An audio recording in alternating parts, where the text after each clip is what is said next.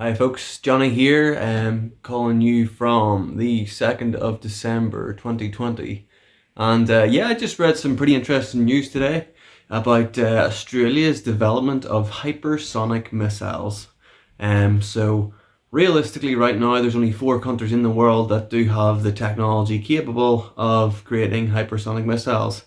And 2 of those countries are far ahead of everyone else. I'll give you a clue who these two are. They speak Russian and Chinese.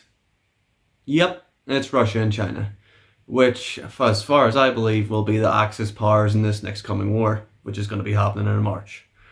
And it's pretty alarming, because as far as I'm aware, the US and Australia are still far behind, and it's not like you just share that technology because it's military.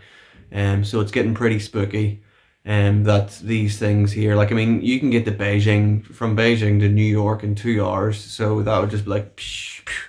And obviously there would be time to like retaliate and everything, but it would be a lot harder.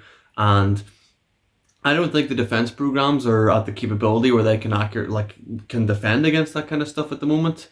I mean, it's all very good to talk big, but those things there are very hard to defend against. Plus, there's more than likely a huge number of them, because, well, it's the capability of manufacturing of China and, you know, Russia and the same. It's going to be extremely hard.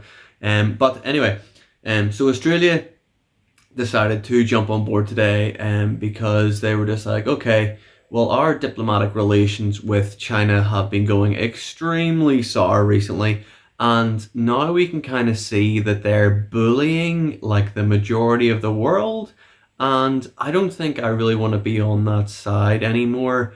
And also, they are just a powerhouse.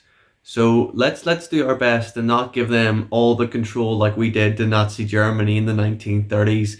Let's actually try and research some technology that might help try and counter, like if they try and go for the world global domination that they have been aspiring to since, well, President Xi Jinping.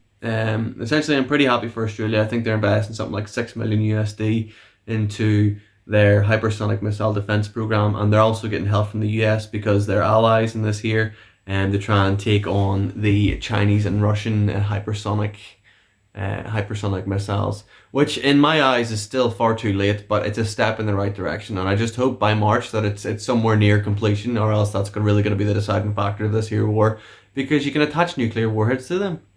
And like, you imagine just that's a scary thing. You can, like, it goes really far really fast with a nuke on it, which is a lot scarier than what it was with the Cold War, because it would take like, I don't know, like 10 to 12 hours for a nuke to get there. You've got lots of time to prep. This year you don't, which is spoopy. But I'm still pretty happy that Australia decided to take this here on. Thanks very much, guys. I'll see you next time.